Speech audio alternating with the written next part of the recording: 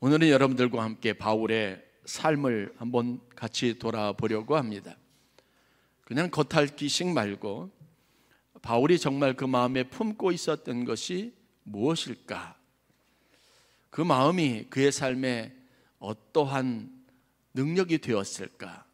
이런 호기심과 목표의식을 가지고 함께 말씀을 나누었으면 좋겠습니다. 여러분들이 혹시 제 마음속에 지금 가득 차 있는 게 무엇인지 아실 수 있겠습니까? 모르시죠? 아는 게 이상한 거 아니겠습니까? 각 사람의 마음속에는 그 사람을 삶을 만들고 그 사람의 행동을 결정하고 그 사람이 하는 모든 일들에 에너지가 되는 그 무엇인가가 들어져 있습니다.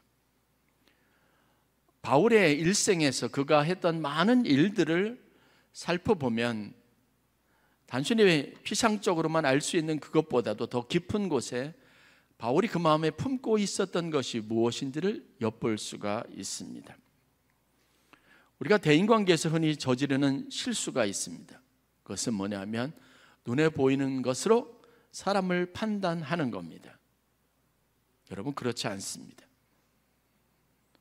그 사람이 살아오는 삶이 있고 그 사람이 그렇게 행동할 수밖에 없는 여러 가지 이유들이 있습니다. 그런데 그것은 좀처럼 드러나지 않고 사람들이 사전에 우리에게 말하고 양해를 구한 것이 아니어서 우리가 좀처럼 알기 어렵습니다. 제가 지난 성지순례를 10박 11일 일정으로 하면서 여러분들에게 여러 번 말씀드린 것처럼 바울의 마음 읽기를 해보았습니다. 바울이 1차, 2차, 3차 그리고 마지막 로마로 가는 4차의 이 긴 여정을 하면서 그 힘들고 어려운 여정을 계속할 수 있었던 원동력이 무엇일까? 성경의 그 과정에서 바울이 보였던 여러 가지 행동들, 경험했던 사건들, 그리고 그 안에서 일어났던 복음의 역사, 이런 것들을 현지에서, 현장에서 그 여정들을 따라가면서 직접 한번 느껴보고 싶었습니다. 그 기간 내내 제 마음속에 있었던 하나의 궁금점은 이겁니다. 이렇게 힘들고 어려운 과정과 여정을 하면서 바울이 그 연약함을 이기고 이 모든 일을 할 수 있었던 그 안에 있었던 그의 마음속에 가득 찼던 복음의 능력, 그를 가능하게 했던 하나님의 은혜가 과연 무엇일까라는 겁니다. 무엇이 있었기에 이렇게 힘들고 고단한 여정들을 잘 할 수 있었을까라는 궁금증이 있었습니다. 사실 많이 부끄러웠습니다. 그 기간 동안 연신 기온이 많이 높고 무더위가 있어서 사실 힘들기도 했지만 어느 순간인가 이게 최고로 고도화된 문명 속에서 최고로 좋은 서비스를 받는 그런 리무진 버스를 타고 이 여정들을 쭉 하면서 마음속에 불평도 있고 불만도 있고, 그것도 목사님들, 사모님들이 같이 앉아서 기사를, 아무것도 말도 통하지 않는 기사한테 불평을 쏟아놓고 우리를 인솔해가는 아무 죄 없는 목사님한테, 가이드 목사님한테 그냥 원망을 쏟아놓는 일이 참, 그게 우리 평범한 일상이라는 게 참으로 너무 죄송스러웠습니다. 어느 순간인가 갑자기 차 안에서 이상한 삐 소리가 계속 나는데 이게 굉장히 예민하게 사람 신경을 거스리더라고요. 가뜩이나 무덥고 힘든데 짜증이 나는데 그 소리가 계속 되니까 몇몇 사람이 일어나가지고 이제 인내심의 한계가 와서 이제 컴플레인을 하는 거예요. 그러면서 그러니 그 목사님이 얼마나 곤란하겠어요. 우리는 낼 돈 다 내고 지불할 비용 다 지불했는데 이게 말이 되느냐는 거예요. 그 삐 소리 때문에 좀 쉬고 싶어도 쉴 수 없는 거예요. 여러분 아시죠? 그게 귀가 예민한 경우는 견디기가 쉽지 않습니다. 그래 당장 여행사에다 전화해가지고 차를 바꿔달라고 하는 거예요. 그러니 그 안에 있었던 목사님은 그냥 바울의 성지에 대해서 해박한 지식을 가지고 우리한테 그 설명하러 같이 동행했던 목사님이 이제 화가 나는 거죠. 그래도 저희가 참 못됐는데 목사님을 목사님이라고 안 부르고 가이드님이라고 이제 부른 거예요. 화가 나니까. 목사님이라고 부르고 컴플레인은 못 하겠으니까 가이드님 이러면서 이제 이거 해결해 줘야 되는 거 아니냐고 하는 거예요. 가끔은 더운데 차를 타면 미리 에어컨을 틀어놓지 않아서 막 그냥 더워가지고 이제 난리가 나는 겁니다. 그랬더니 참더니 목사님이 갑자기 일어나시더니 이렇게 말하는 거예요. 저 가이드라고 부르지 마세요. 목사라고 불러주세요. 그 긴장감이 참 아주 힘들었습니다. 이렇게 힘든 걸 생각하니까 갑자기 확 와닿는 게 뭐냐 하면, 우리는 최도로 문명화된 시대에 최고의 어떤 편의시설을 갖춘 냉방이 아주 잘 되는 에어컨이 달린 차를 타고 이 시간들을 이동을 하면서 그 먼 거리를 움직여 가는데, 바울 사도는 이 시간들을 이동하면서 얼마나 힘이 들었을까라는 생각이 드는 겁니다. 터키에서 그리스도 배를 타고 갈 때는요, 얼마나 시끄러운지. 그래도 침대 칸이라고 해서 탔는데 아주 내내 힘들었습니다. 그 좁은 데서 씻으려니까 힘들고 다 불평 원망이 많았습니다. 코냐라고 하는 지역으로 가는데 험난한, 그렇게 저는 터키 지역이 그렇게 산중이 험난하고 힘든 줄 몰랐습니다. 꼬불꼬불해서 그나마 고속도로가 생겨가지고 쉽게 가는데도, 그러면서 이제 가이드 목사님이 그런 얘기를 하시죠. 이 길에서 바울은 덥고 춥고 배고팠고 힘들었을 거라는 겁니다.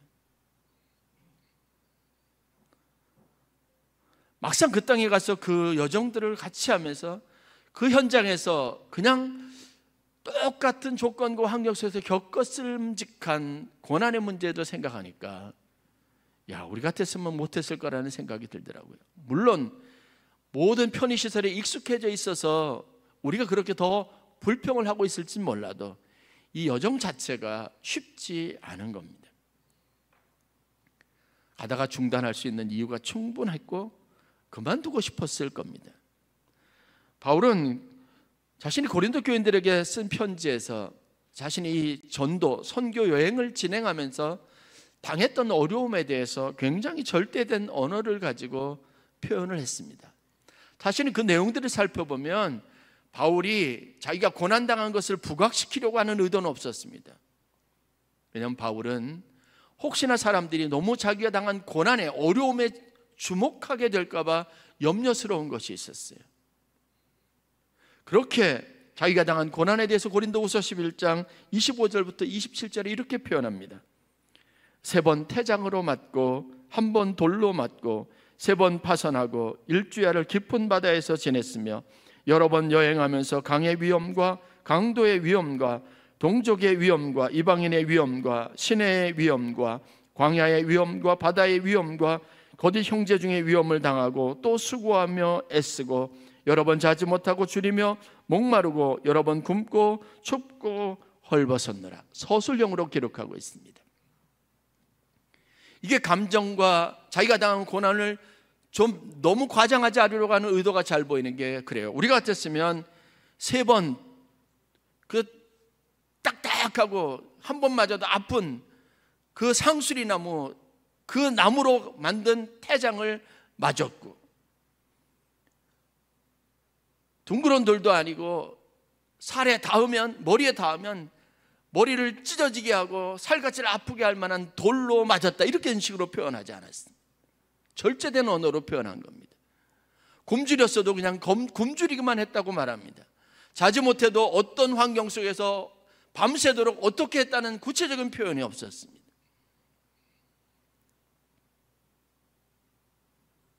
바울은 그냥 자기가 당한 고난을 서술하면서 그가 이 고난 속에서도 너희들에게 가서 너희들에게 전한 복음이 어떤 가치를 가지고 있는지를 말하고 싶었습니다. 바울은 고난의 성도들이 지목하기보다도 그 고난 가운데서도 이 일을 가능하게 하셨던, 사도들로 하여금 이 일에 헌신하게 하셨던 힘이 어디서부터 오는 것인지를 보여주고 싶었습니다. 많이 견딘다는 게 말이 그렇지 여러분 쉽습니까? 그 일을 반복한다는 게 여러분 절대 간단한 일이 아닙니다. 오늘 겪었던 것을 내일 또 겪어야 된다고 생각하고 그 일에 쉽게 발걸음을 뜰 수 있는 사람은 없습니다. 여러분, 우리가 얼마나 감사합니까? 오늘은 아침 일찍부터 에어컨을 틀어서 여러분 쾌적하죠. 지난주에는 에어컨이 가동이 되다가 중간에 멈추는 바람에 좀 더웠을 겁니다. 아우성이죠. 난리가 납니다. 여러분들이 불편한 얼굴들이 제 눈에 다 보입니다.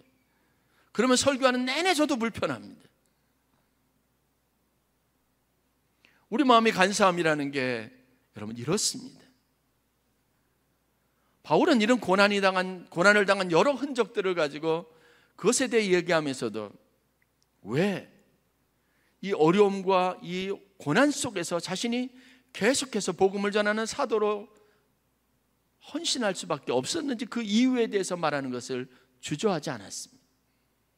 그 이유를 말할 때 이런 고백이 있습니다. 고린도후서 6장 5절부터 8절 말씀입니다. 오직 모든 일에 하나님의 일꾼으로 자천하여 많이 견디는 것과 환난과 궁핍과 고난과 매맞음과 갇힘과 난동과 수고로움과 자지 못함과 먹지 못함 가운데서도 깨끗함과 지식과 오래 참음과 자비함과 성령의 감화와 거짓이 없는 사랑과 진리의 말씀과 하나님의 능력으로 의의 무기를 좌우해 가지고 영광과 욕됨으로 그러했으며 악한 이름과 아름다운 이름으로 그러했느니라 라고 말합니다. 바울은 자기가 당한 고난에 대해서 컴플레인하거나 그것이 가지고 있는 것을 부각시키려고 하지 않았습니다. 우리가 그냥 서술형으로 읽고 지나갔던 것처럼 그것이 아니라 깨끗함과 지식과 오래 참음과 자비함과 성령의 감화와 거짓 없는 것으로 자기가 하려고 노력했다고 말합니다. 그리고 가장 중요한 고백을 하는데 바로 우리가 읽었던 5절 말씀처럼 내가 오직 모든 일에 하나님의 일꾼으로 자천하여 이 일을 했다고 말하고 있습니다. 여러분, 신앙생활이 그래서 중요한 겁니다. 바울은 이 모든 일들을 하면서도 우리가 가늠해 볼 수 있는 정말 큰 어려움이 있었으면서도 정말 큰 괴로움이 있었으면서도 불구하고 이 일이 스스로 결정한 일이라고 말하는 것을 두려워하지 않았습니다. 제가 이고니온이라고 하는 곳에 가서 계속 우리 가이드 목사님을 좀 괴롭혔어요. 여러분, 루스드라 이고니온이라는 것이 어떤지 아십니까? 그곳에서 바울이 첫 번째 전도 여행할 때 거기에 있는 유대인들에게 붙잡혀서 두들겨 맞았습니다. 그래서 거의 반 송장처럼 그냥 벼랑에다 던져져 버렸습니다. 그러니 저는 거기가 꼭 가고 싶은 거예요. 바울이 두들겨 맞고 그렇게 머릿속에 상상하기를 벼랑처럼 있는 곳에서 사람들에게 던져져서 굴러져서 그렇게 내동댕이 쳤던 현장을 보고 싶었던 겁니다. 사람 마음속에 있는 게 뭔지 아십니까? 간사함입니다. 극적인 것이 있으면 우리는 그것으로부터 얻는 감동이 훨씬 더 크다고 말하고 있습니다. 그런데 성경을 보면 바울은 고백하기를 자기가 당한 고난은 자신이 받은 은혜에 비하면 아무것도 아니라고 말합니다.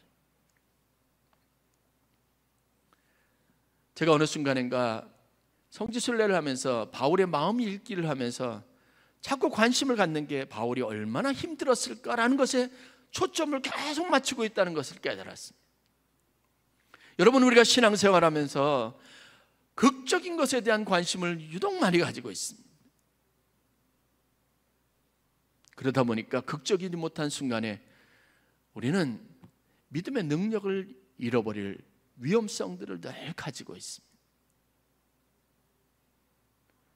하나님이 가지고 있는 믿음 때문에 우리는 특별하고 탁월해야 된다는 스트레스를 가지고 있습니다. 목사니까 저는 여러분들보다 훨씬 더 고난을 견디는 힘에 있어서 탁월해야 된다는 생각을 가지고 있습니다. 그러니까 제가 표정 관리를 많이 해야 됩니다. 힘들어 보이는 얼굴 하지 말아야 돼요. 제가 2주 동안 다녀오면서 회복하는데 참 어려웠습니다. 죄송하지만 저도 나이를 먹는 것 같습니다. 그런데 갔다 왔는데 목사님이 피곤해 보이면 안 되니까 아주 웃으려고 애를 많이 썼어요. 제 마음속에 은근한 유혹이 있는데 뭔지 아십니까? 저는 여러분들과 다른 탁월한 힘이 있습니다. 하나님이 주시는 힘이 있습니다. 은근한 유혹이 저에게 있는 겁니다. 그래서 우리는 고난에 집중하고 고난에 좀 더 포커스를 맞추려고 하는 듯합니다. 그러나 여러분 믿으십니까? 특별한 일이 있지 않은 평범한 일상을 주시는 하나님의 은혜가 훨씬 더 크고 놀랍다는 사실입니다. 바울은 사람들에게 편지하면서 그 마음에 확고하게 있는 것이 있었습니다.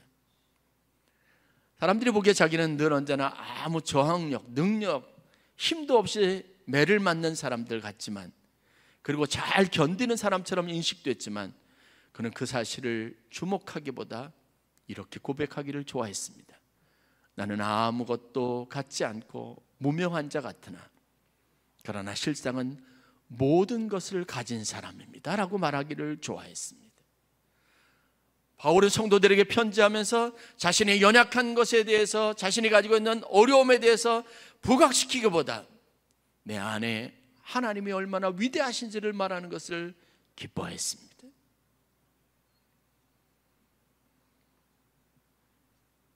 고린도후서 1장 3절부터 이어지는 말씀입니다. 찬송하리로다. 그는 우리 주 예수 그리스도의 하나님이시여 자비의 아버지시여 모든 위로의 하나님이시며 우리의 모든 환난 중에서 우리를 위로하사 우리로 하여금 하나님께 받은 위로로 모든 환난 중에 있는 자들을 능히 위로하게 하시는 이시로다. 바울이 여러분 이 자기가 당한 고난을 얘기하는 이유가 뭔지 아십니까? 그 고난이 우리 가운데 있었지만 그 고난 중에서도 복음을 전하는 자로서 하나님이 우리에게 주시는 위로가 이 모든 고난을 상쇄시키고 이길 만큼 놀라웠다는 걸 말하고 싶었던 겁니다.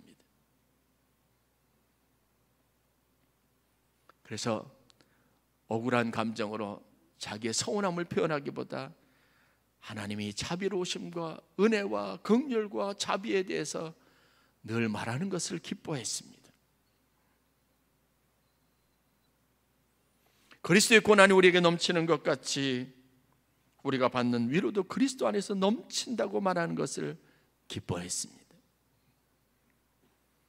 보통의 사람이라면 이렇게 할 수 없을 겁니다.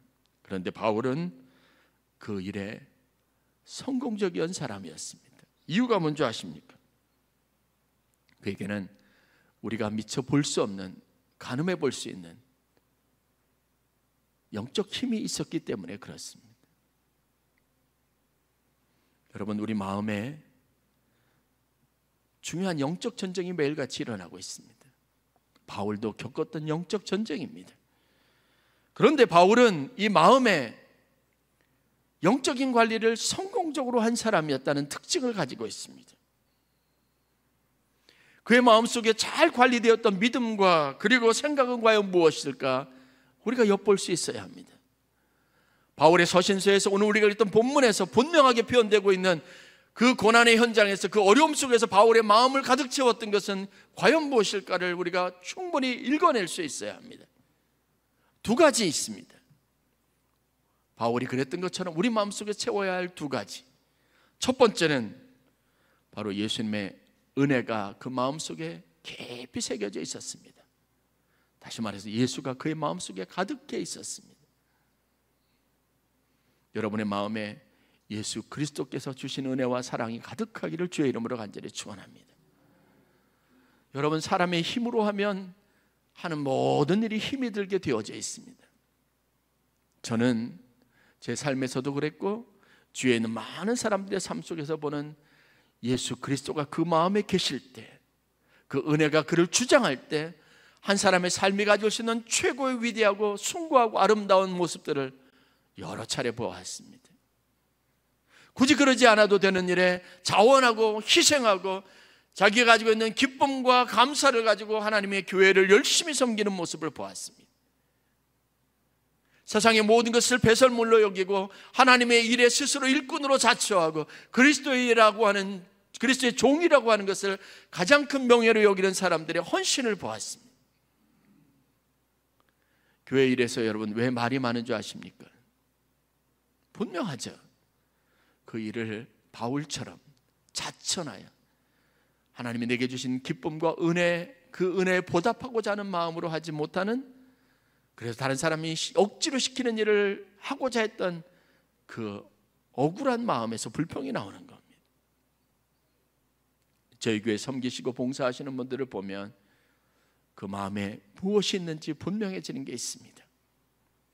그분들이 그 일을 나의 일로 여기고 아무 불평과 원망 없이 자기의 기쁨으로 삼고 일하는 것은 그 마음에 하나님 주신 은혜가 있기 때문에 가능한 것 아니겠습니까? 저나 여러분들은 바울의 1차, 2차, 3차, 4차 헤어지는 모든 여정들, 그 긴 여정들, 그것을 지나가면서 그 겪었을 어려움, 그 강을 지나고 산을 지나고 그리고 캄캄한 밤에 방향을 분간할 수 있는 순간들을 맞이했을 때 그것에서 노숙하면서 살아온 짐승과 맹수의 공격으로부터 위험했던 순간들을 모면하면서 그가 당했던 어려움과 고난에 직면하든 그의 문제점들에 우리가 직면하든 주목하지만, 그러나 정작 바울은 그러한 어려움과 그러한 그가 당한 환난을 조금 더 개의하지 않았던, 그의 마음속에는, 그의 생각에는 다른 것이 가득 차 있다는 사실들을 간과하고 있었다는 겁니다. 그 먼 길을 갈 때 바울의 마음은 어땠는지 아십니까?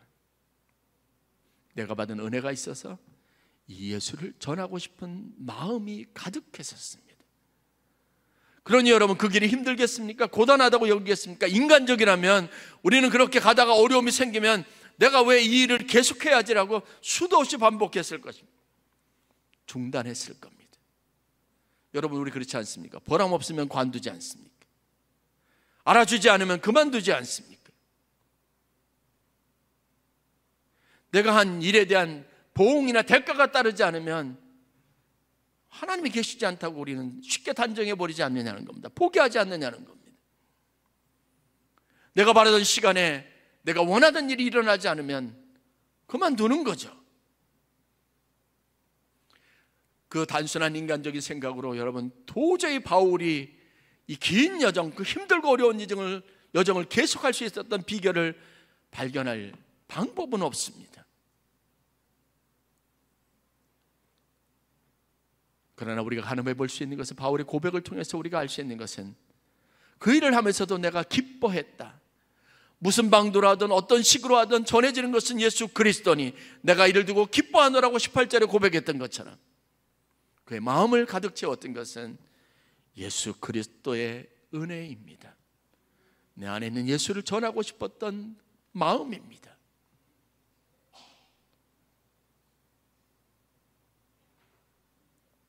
제가 선교지에 있을 때 저희 교회에서 권사님들이랑 또 목사님들이랑 저희 루마니아 처음으로 방문해서 저희들 위로해 주신 적이 있습니다.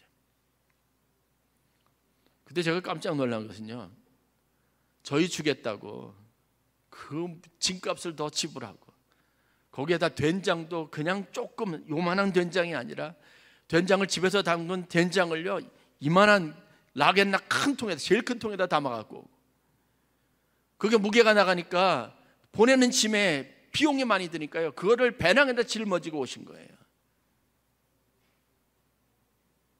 저희 딸을 위해서 하영이가 좋아한다고 먹지 못한다고 해서 그냥 과자들이랑 여러 가지 다 짊어지고 오신 거예요.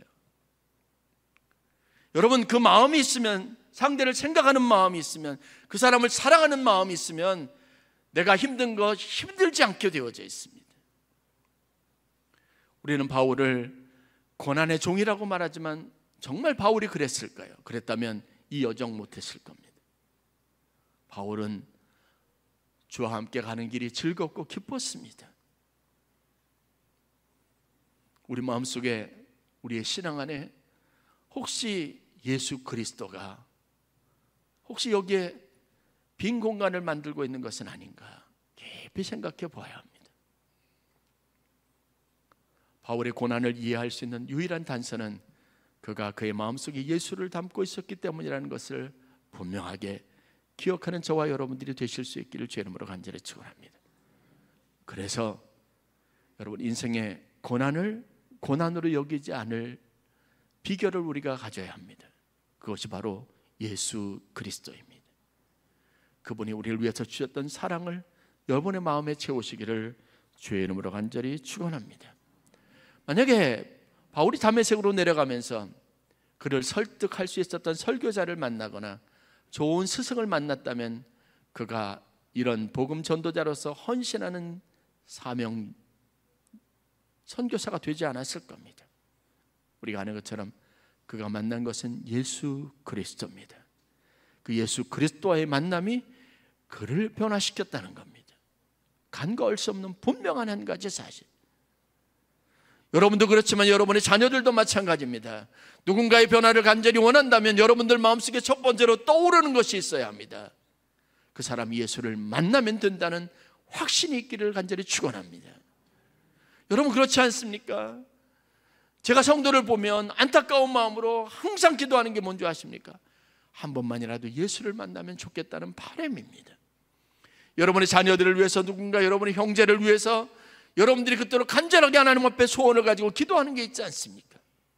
예수를 만나기를 원하는 것 아니겠습니까? 바울은 이 체험이 있었고 그 체험이 있어서 그의 믿음의 확신이 되었습니다. 여러분 이 경험과 체험이 그의 삶에 가져다 준 축복이 뭔지 아십니까? 그는 가정하는 삶을 살지 않고 실제하는 삶을 살았습니다. 하나님이 만약 계시다면, 예수가 계시다면 한 번도 이렇게 생각해 본 적이 없습니다. 그러니까 여러분 귀신 들린 사람이 있었을 때 그가 무엇을 했는지 아십니까? 예수 그리스도의 이름으로 기도해 줄 수 있었던 겁니다. 이 확신이 있었기 때문에 사람들이 어떤 것을 말하더라도, 어떤 진리에 관한 것으로 그에게 이야기하도 그는 설득당하지 않았습니다. 흔들리지 않았습니다. 뿐만 아니라 그는 더 큰 대가를 지불하더라도 자기가 믿는 바를 조금도 굽히지 않았습니다. 왜냐? 그리스도가 더 소중하기 때문에 그렇습니다. 바울의 변화는 실험실에서 한 번 몇 번의 실험을 거쳐서 일어난 실험의 결과물이 아니죠. 그 인생에 그가 직접 경험하고 체험한 것 때문에 그는 정한 마음을 가질 수 있었습니다. 여러분의 마음에도 예수가 계시는 놀라운 은혜가 있기를 주의 이름으로 간절히 축원합니다. 두 번째, 예수의 마음에 있었던 것은 바로 예수로 살고자 했던 마음입니다. 그게 얼마나 소중한 것인지 바울은 평생 예수로 살고자 하는 마음으로 살았습니다. 이 소망이 그를 사역자로서 그의 평생에 주의 일을 감당하는 위대한 인물이 되게 했습니다. 제가 찾아보니까 바울이 첫 번째 소아시아 전도여행을 떠날 때 나이가 50입니다. 50 나이가 그때 여러분 결코 젊은 나이 아니죠. 청년이라고 할 나이가 아닙니다. 이미 상당 부분 이제 고령화가 진행되는 나이 아닙니까? 기능이 떨어지는 나이입니다. 그런데 그는 스스로 말하기를 하나님 안에서 더 큰 열정과 더 큰 힘을 가지고 하나님이 부어주시는 능력을 가지고 복음을 전하는 일에 앞장섰습니다. 고린도후서 5장 14절 말씀에 스스로 이렇게 고백합니다. 그리스도의 사랑이 우리를 강권하시는도다. 그 사랑이 무엇이길래 바울의 마음을 늘 가슴 뛰게 했습니다. 자기와 함께하는 사람들을 이 어렵고 힘든 고난의 길로 내모는 그리스도의 사랑이 있었습니다.